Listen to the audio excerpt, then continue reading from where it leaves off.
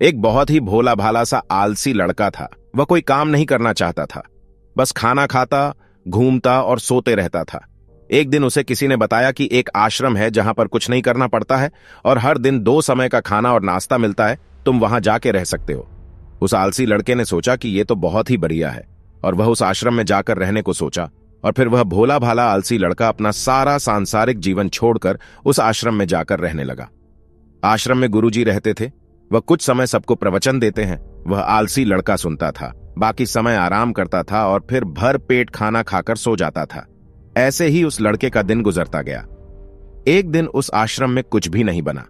नाश्ते के समय नाश्ता नहीं मिला। उसने सोचा, नाश्ता नहीं मिला, भोजन तो मिलेगा।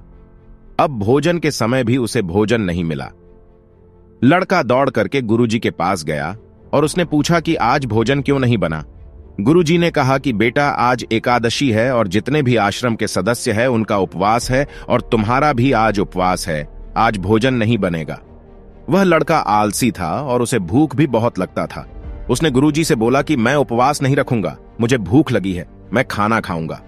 गुरुजी ने बोला, ठीक है, जाओ भंडारे में से सामान लेकर के आओ और आश्रम में नहीं बाहर ले जाकर के बना लो, लेकिन याद रखना भोजन बनाने के बाद सबसे पहला भोग भगवान को लगाना और फिर तुम प्रसाद पाना। वह लड़का बोला, ठीक है, और फिर अनाज लेकर नदी की ओर पहुंचा। भोजन पकाने लगा, तैयार हुआ। उसके बाद कहने लगा कि भगवान श्री राम आइए, पधारिए, भोग लगाए है। अब जब उसे लगा कि भगवान तो आ नहीं रहे हैं तो फिर कहने लगा कि मुझे मालूम है आपको तो अच्छा खाने की आदत है, मैं बना नहीं पाया और मुझे अच्छा भोजन बनाने भी नहीं आता, लेकिन जो भी रूखा सूखा बना है आकर खा लीजिए। भगवान श्री राम उसकी सरलता पर बहुत ही प्रसन्न हुए और उस लड़के को दर्शन दे दिए। उसने देखा कि भगवान श्री राम आए हुए हैं और उनके साथ में माता सीता भी आई हुई है, लेकिन लड़के ने सिर्फ 2 लोगों के लिए ही भोजन बनाया था, एक अपने लिए और दूसरा भगवान के लिए। और अब क्योंकि भगवान के साथ माता सीता भी आई हुई थी, तो उसने उस भोजन को माता सीता और भगवान के सामने ग्रहण करने के लिए रख दिया। भगवान श्री राम और माता सीता ने भोजन किया और उसके बाद जब वह जाने लगे तो यह भोला सा आलसी सा लड़का बोला कि प्रभु आप आए, दर्शन दिए, बहुत अच्छा लगा। मुझे खाने को कुछ नहीं मिला, लेकिन कोई बात नहीं, लेकिन आपसे एक विनती है कि अगली बार जब आप आएंगे तो कितने लोग आएंगे ये बता दीजिए, ताकि मैं उतने लोगों के लिए भोजन बनाकर रखूं। भगवान श्री राम मन ही मन मुस्कुराए और फिर अंतर ध्यान हो गए। लड़का आश्रम गया, दिन बीतता गया और फिर एकादशी का दिन आया और इस बार उसने 3-4 लोगों के लिए अनाज लेकर के खाना बनाने के लिए नदी के किनारे पहुंचा और उसने बड़े प्रसन्नता से भोजन बनाया और इंतजार करने लगा कि प्रभु आइए और भोग लगाई है। इस बार लड़का देखता है कि भगवान श्री राम पूरा राम दरबार लेकर के आए हैं, जैसे माता सीता, लक्ष्मण, भरत, हनुमान जी और सभी लोग आए हैं। लड़के ने 3-4 लोगों का भोजन बनाया था और इस बार भी भोजन कम पड़ गया।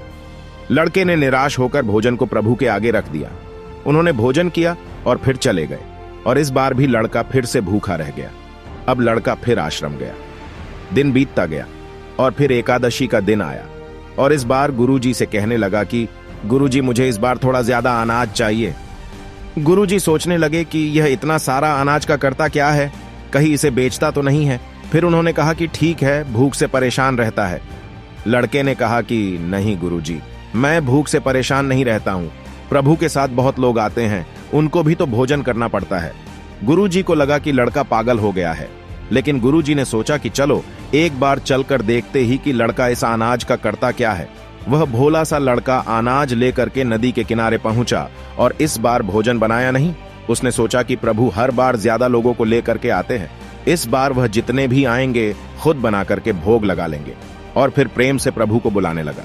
गुरुजी ये सब छुपकर देख रहे थे कि यह भोजन तो बनाया नहीं और प्रभु को बुला रहा है, लेकिन लड़के ने देखा कि इस बार प्रभु के साथ बहुत से लोग आए हुए हैं, तो उसने प्रभु के सामने हाथ जोड़ करके कहा कि प्रभु माफ करना, आप बहुत सारे लोग आते हो, मुझे संख्या पता नहीं होती है और मेरी हिम्मत भी नहीं होती है कि इतने सारे लोगों के लिए भोजन बनाओ।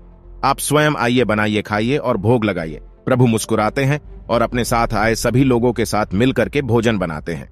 गुरुजी ये सब छुप करके देखते हैं और फिर लड़के के पास आकर के कहते हैं कि तुम ये कर क्या रहे हो।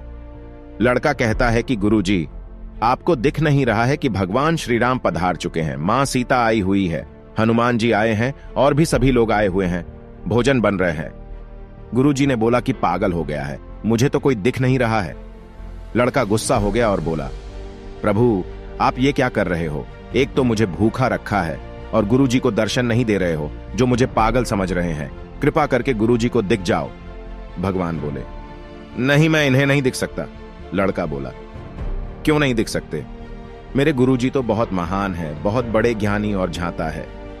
भगवान बोले, हाँ, ज्ञानी और झांता होंगे, लेकिन तुम्हारी तरह सरल नहीं है। जो सरलता तुम में है वो तुम्हारे गुरुजी में नहीं है।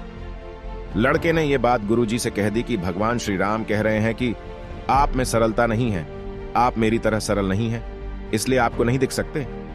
गुरुजी की आंखें नम हो गई और रोने लगे कि और बोले कि बिल्कुल सही कहा, मेरे अंदर तुम्हारे जितना सरलता नहीं है। और फिर माफी मांगने लगे। फिर भगवान ने गुरुजी को भी दर्शन दिए। ये कहानी हमें सिखाती है कि जीवन में सरलता सबसे आवश्यक है। जितने सरल बने रहेंगे उतना जीवन में आगे बढ़ते चले जाएंगे। जब आप सरल होते हैं तो आप खुद भी मुस्कुराते हैं और दूसरों को भी मुस्कुराने की वजह देते हैं।